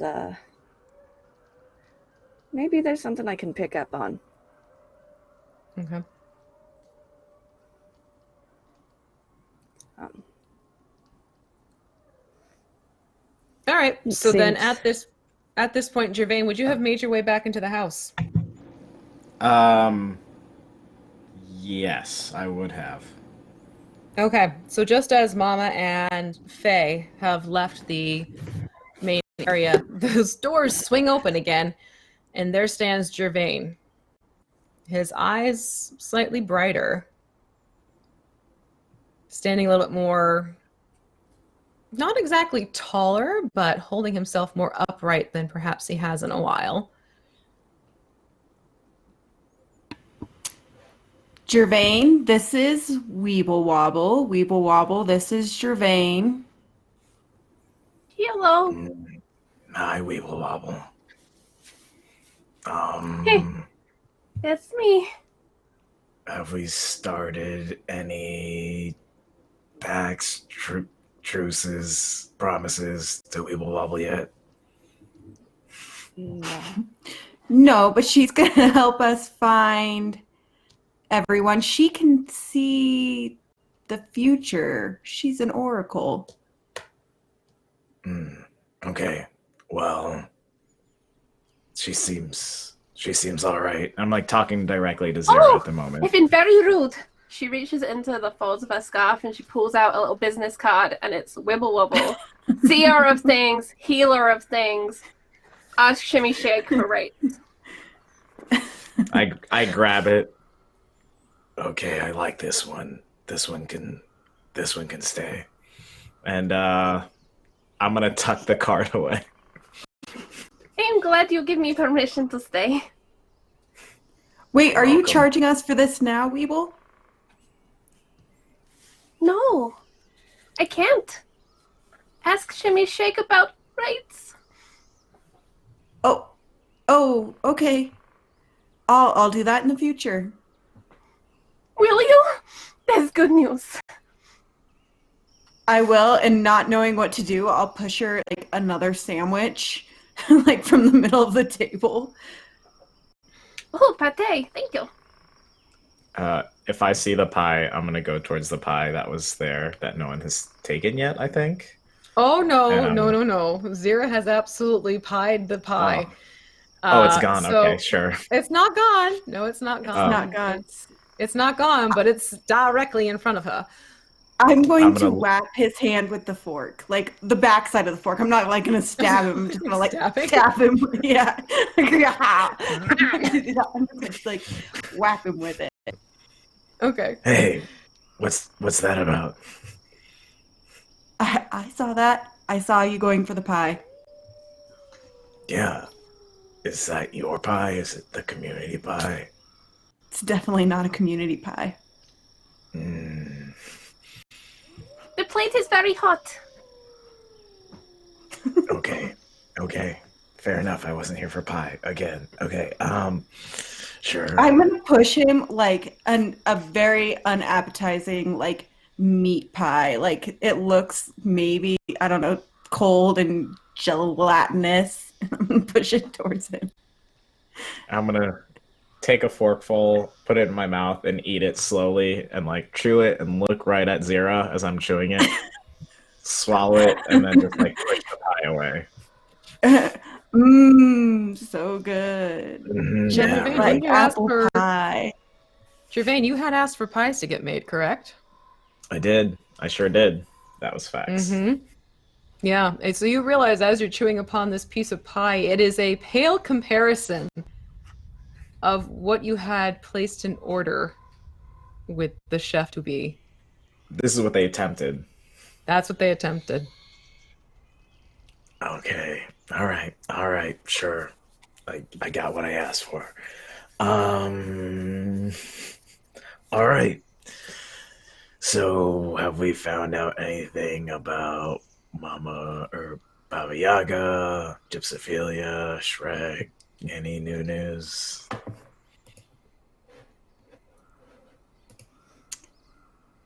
we are going to look for Baba Yaga and see if they went back to the hut, I believe using Weeble. Oh, And I don't Mama's know if getting I can stuff. see Baba Yaga.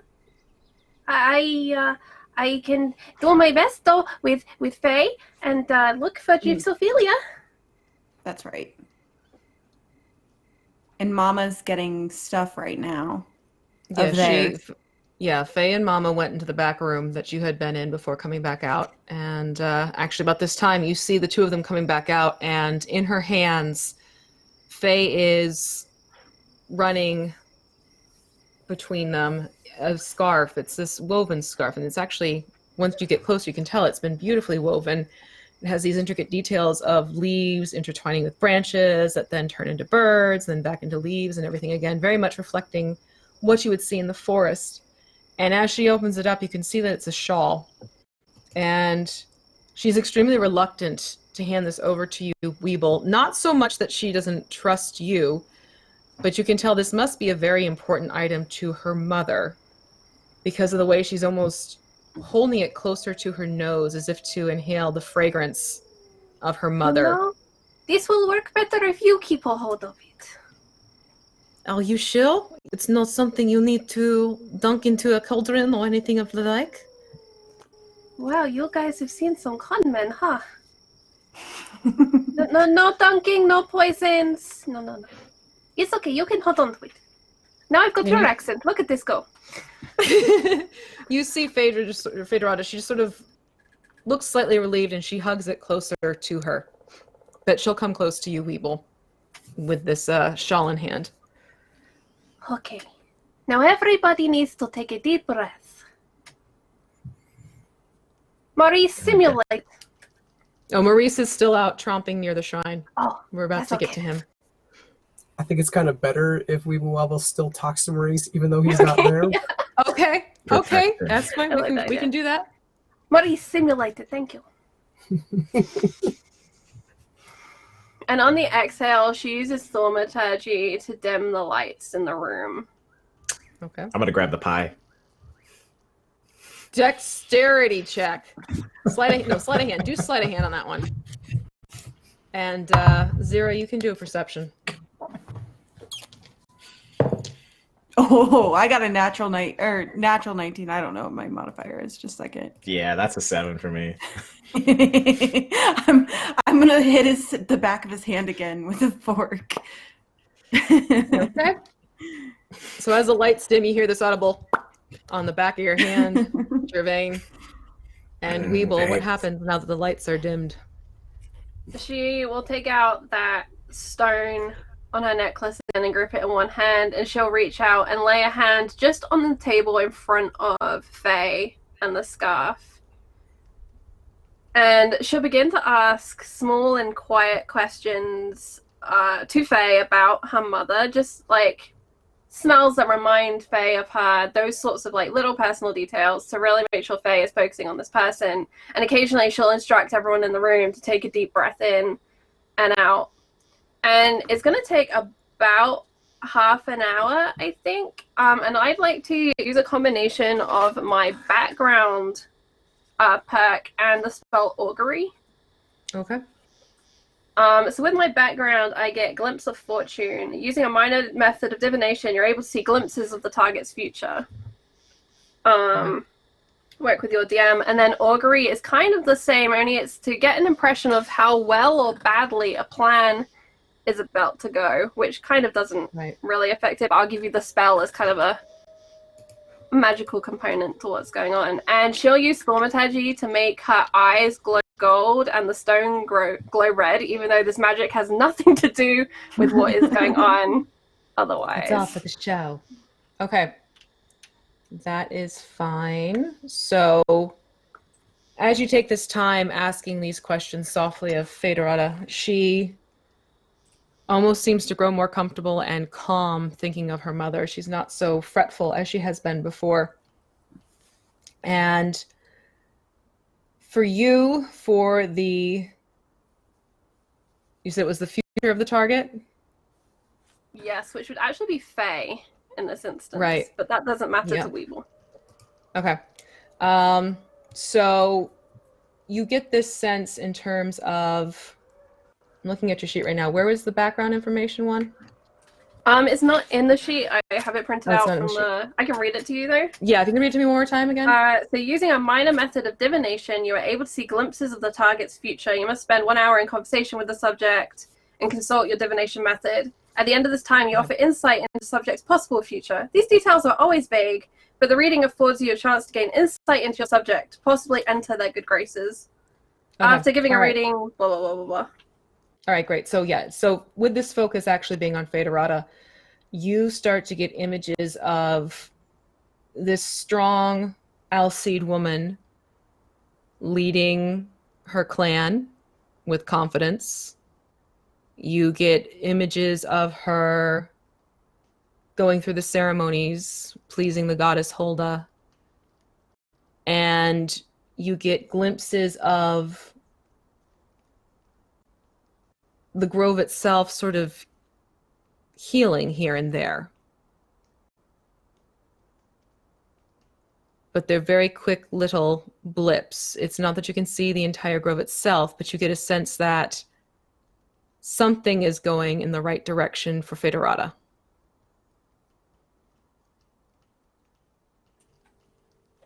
And then in terms of the augury, are you focusing on what's going to happen for their plan for the group? Weeble is actually focusing on her plan to help Faye in healing the grove. Okay.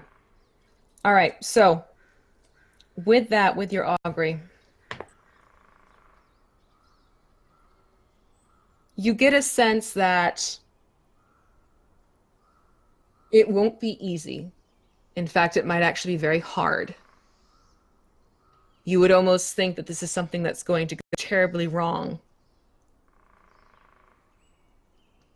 But then you get this warmth spreading through your body, this comfortable feeling of satisfaction when all is said and done. And I think as the visions and time kind of ends, the light of the stone fizzles first down to the kind of dull, non-luminescent ruby red, and then the eyes fade too back to Wibble Wobble's tiny little ratty eyes. And she looks around for a sandwich. Everybody take a breath. Thank you. Are we also supposed to eat delicious food as well? Yes, it is very good for the soul. See, it's here, it's part of the ritual. I need some of the pie, please.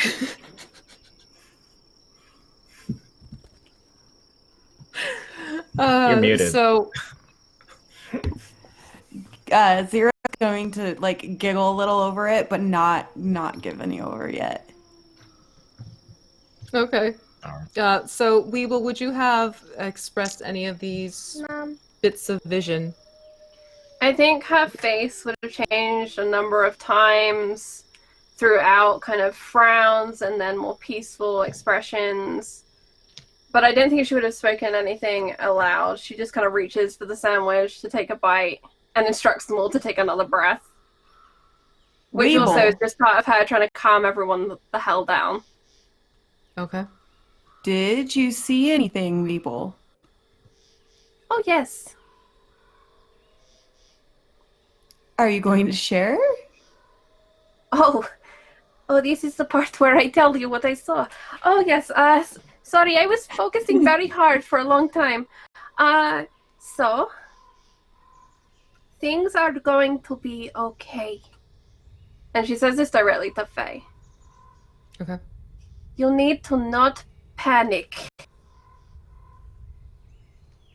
Because when you feel strong things, the world feels it too.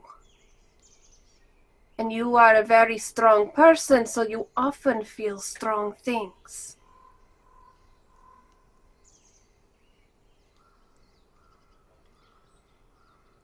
And you're not wrong when you think that everyone is looking at you. They are.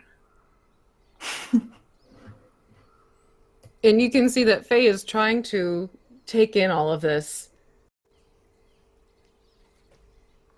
So if I keep my strength, will that help me with my mother and getting her back? Yes, you must look after yourself very well. I think right now you should go and take a nap. Everyone here is well fed and well watered. And you hear Mama go, About time someone brought that up. I was wondering when you were going to call it a night. Mama, would you And- like me to tell your fortune? No, I'm sorry. I'm good. I'm good. I'm lovely, my dear. I am tired. I am cranky. I need my sleep. As do the others, and you should probably get some as well, my dear Weeble, since you've had a long day of traveling. Let's everyone call it a night. Fresh start in the morning. I also need to convince Finium to get out of there. and she glances over to the door, which has yet to even budge. Would you like me to talk to him? No? Oh no, my dear. Probably best I talk first. He's not exactly fused well at the moment, let's put it that way. I had a cousin like that. Don't we all? All right. Yours got struck by lightning every storm too? We'll talk about that tomorrow, too. That's an interesting one. Right. Why don't you each get some rest? And I'll wake you in the morning if that works for you.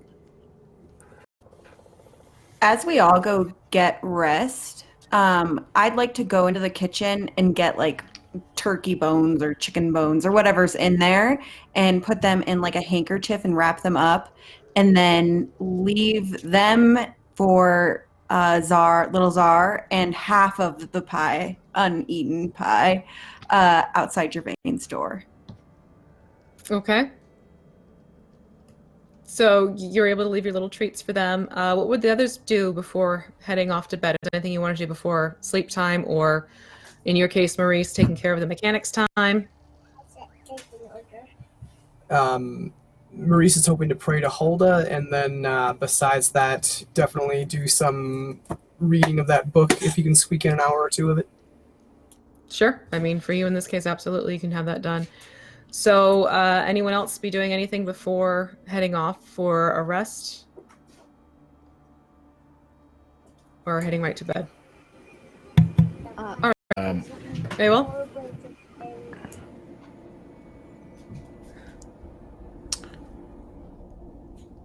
Child interruption.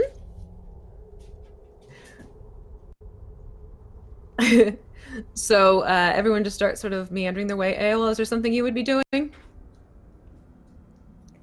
Yes, thank you. I think she would have gone outside to walk for a bit Okay. before heading to bed. All right. So you sort of More have the sensation of reflecting. this.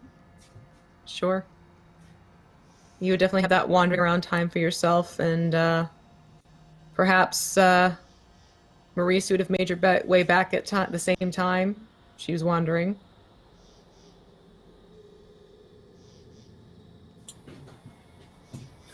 Depending on how his attempts to communicate with Hulda would have went, Maurice's mood would either be light or very, very dour. All right. Well, for you going up to the shrine, it's actually almost... It's the type of quiet where you can tell it's not that Hulda has abandoned the place type of quiet, but now is not the time, so to speak. You reach out, you try to make contact, and it's not that you're shouting into the void. It's almost as if she needs to take some time herself. One of her precious followers has been pulled from a very near and dear place to her. You can sense a underlying sadness in the feel of the shrine as you sit there waiting for a response. But the flame is still burning brightly and strongly. In fact, it doesn't even seem to flicker as the snow blows across the surface of the altar itself. But right now, she just doesn't want to talk. Is there anyone else present in the altar at the moment, or is everyone still in the longhouse? Everyone's gone back to the longhouse or to their homes because it's getting to be late at night at this point. Okay. As long as Maurice has the shrine to himself, he's going to very carefully, very tentatively approach the flame. And as he does, he's going to be sort of stripping down a few of his components. He knows that today is day 7 on his calendar type thing anyway, and he's going to need to reassemble himself tomorrow. But he's just going to sort of be half speaking to himself, half praying as he approaches the altar. I can certainly understand needing a quiet moment after loss. That's a very mortal thing. We are, after all, crafted in the image of the gods. I don't know if this gesture means anything on the same scale as it would to another being, but... And then he's gonna kind of very slowly reach into the flame and just hold it close to his chest. Because, I mean, he's more or less fireproof, so we shouldn't do much more than heat him up, I wouldn't think. But just kind of sit there and very quietly bask in the flame for a moment before he returns. Sort of trying his best to send a gesture of solidarity to his deity. Okay. And you feel that warmth from the fire seeping into your metal. Like you said, it's not exactly causing you to melt or anything of the such. And then as you sort of bring yourself back together and start making your way down to the longhouse, you would see AOL just sort of meandering a little bit here and there with the snowfall. It's up to you whether either of you would want to engage with each other or just sort of leave it be to process independently, which is also perfectly acceptable. How is AOL looking? How is AOL looking? Probably a bit tired, honestly. That was a lot of magic she used earlier. It was.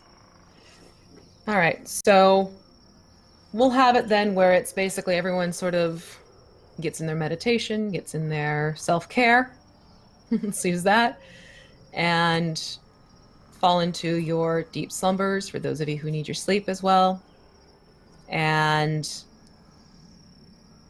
we'll have it, actually, I think we're going to end it here tonight, folks, because I had a migraine this morning and my auras are kicking back in. Oh, no. So I'm thinking tonight we're going to call it early. So we're going to have a nice, everyone get yourselves rested up, get your sheets all according to that one. But between myself, and I can tell Kai's kind of having a little bit of a back issue too, I think let's end it here. We have a nice little stopping point. Charlie, you mentioned the storm as well on your end. So we have, you know, in real life, it comes into play a little bit. So we will come back again, not next week, but the week after. It'll be a new day and a time to start some new plans, because now you know you have your group pulled together. It sounds like you are all focused on trying to get Gypsophilia back to the Grove, or at least confront Baba Yaga and find out what on earth she is doing.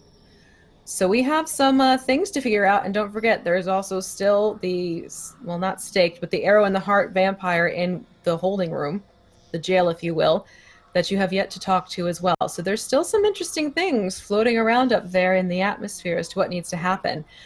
So we'll call it for tonight. But what I want to do is make sure to remind everyone in the chat, please be sure to go check out that Kickstarter from Kobold Press. It is Tome of Beasts 2. It is fantastic. It is cool. There are so many cool things happening with it. I am going to put that link in the chat for you, for those of you who are just coming here and haven't heard about it yet. Please do go check it out. My apologies. I'm actually getting like this pinwheel thing happening in front of my eyes, so I know it's one of those things I need to take another. I'll be fine really quick, but it's one of those things I need to go take my medicine again. Dang it. But anyways, thank you so much for joining us. It is great to see everyone in the chat and contributing and adding those little comments. I loved every single one of them that I can catch as we're going along here. So we'll go back around, starting with Maurice. Tell us where we can find you, what you're up to, and what you enjoyed about this particular session, please. I can do this. Hello, I am Jesse Neon. I play Maurice. I am a writer, author, game designer type person. You can buy my book, The Grave Robber's Sword, on Amazon, Barnes & Noble, wherever books are sold. And I'm currently working on a neat little booster project type supplement, which I can't really talk a lot about now, but it'll come to light pretty soon. Very cool. My All right. favorite part of the session by far, Weeble Wobble and Slane going off on the tangent that I knew was going to happen as soon as they started talking. Just, it's yep. I can feel this being a recurring theme already, and it's going to be so good. Yeah, I'm here for that completely. That was wonderful. Okay, yay! Shifting over to Torn Pixie. Hi, I'm Torn Pixie, and I play Awilgalith. I'm largely a student right now. I don't have a whole lot else going on. That takes a lot of time, surprisingly. Yeah, that's about it that I got there. And I'm going to have to echo with the whole Weeble Wobble and Slane thing, because it's great. It really was. Okay, shifting over. Your turn, Jim. Hey everybody, I am WebDM Jim. We're over on YouTube doing a bunch of videos about D&D and tabletop RPGs and stuff. Actually shooting some new shows real soon, so hopefully, I don't know, use some of this because I love the temptation and sort of like that of the vial of vampire blood that Maurice has got just kind of squirreled away, and just in case you need this, buddy, and I don't know exactly what's going on there, what's happening, but it's like, Gervain, don't fall for the dark side. But, so that was great. And yes, Weeble Wobble is first off, Radkin, Ratfolk, Skaven, I don't care if it's a rodent person, I'm here for it, and I'm absolutely here for Weeble Wobble. So, and Charlie as well, because it's always a pleasure to play with Charlie. So yes, that's great. I'm gonna stop talking. Okay. Then I guess we'll move up to Charlie, who joins us. So, as Weeble Wobble nests down for the night, she has a little lantern up because she doesn't like the dark. And up on the window, which is growing frosty with the cold of the Margreave, she blows, and she draws a little snowflake. And at the end of each of the points, she writes a little name. And she says, "Dear friends, hello. Thank you for your help today. The visions were great. Not sure what I'm going to do, but it's going to work out. If you hear from Shimmy, please let me know. Okay, good night." And then she tucks her little paws underneath her head, and she lays there looking out at the snowflake on the window.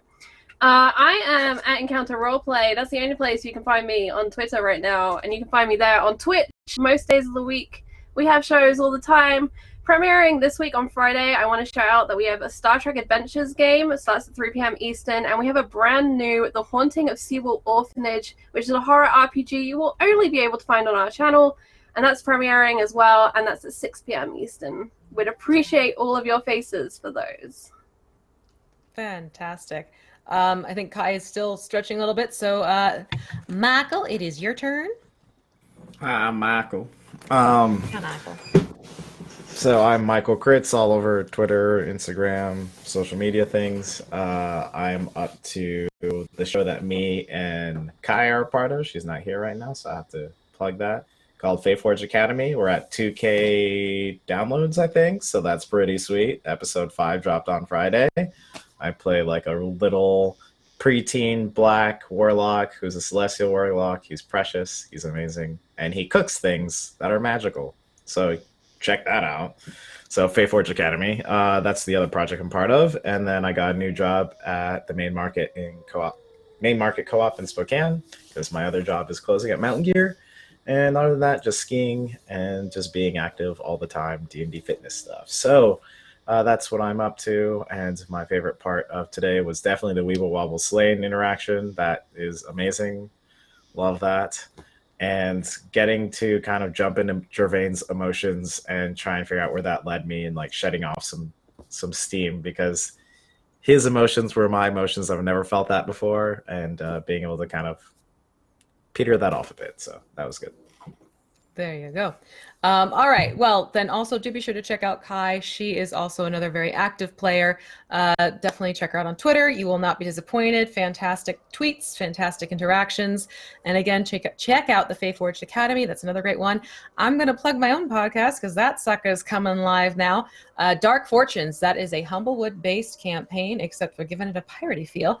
I'm Shauna McTeer. She is going to be lots of fun to play. And it's one of those things where you can check out the quick lore that we have going on right now on everything. It's Spotify, iTunes, all that good stuff, Anchor. And tomorrow is our first full introduction episode. So do be sure to check that out too. It launches tomorrow. I'm excited for everyone to check it out and give us a holler back. Be sure to follow on Twitter as well. That is at Dark Fortunes Pod. And it'll give you all those lovely updates. I myself have the YouTube channel, The Crafting Muse, where I show you how to paint miniatures and make terrain and all that loveliness. Find me on my socials, Twitter, Facebook. Yes, I have dice. I have dice, my dears. That's she's lucky. She has the first editions. There's actually a second one. So I am pretty active over on the Tweeters right now, and I do a live stream every Wednesday where I show you how to paint minis. I think that's about it for tonight. So thank you again, everyone, for coming in and hanging out with us. It was great to see all of this interaction post really intense combat that you had in the previous session. I love the fact that Weeble has come in. I love that Gervain is doing some soul searching, kind of, sort of, maybe. We shall see. And we'll see where it all goes. So we'll see you in 2 weeks' time back here. And until then, be good to yourselves, be good to each other, and we'll catch you on the flip side, everyone. Take care. Bye-bye.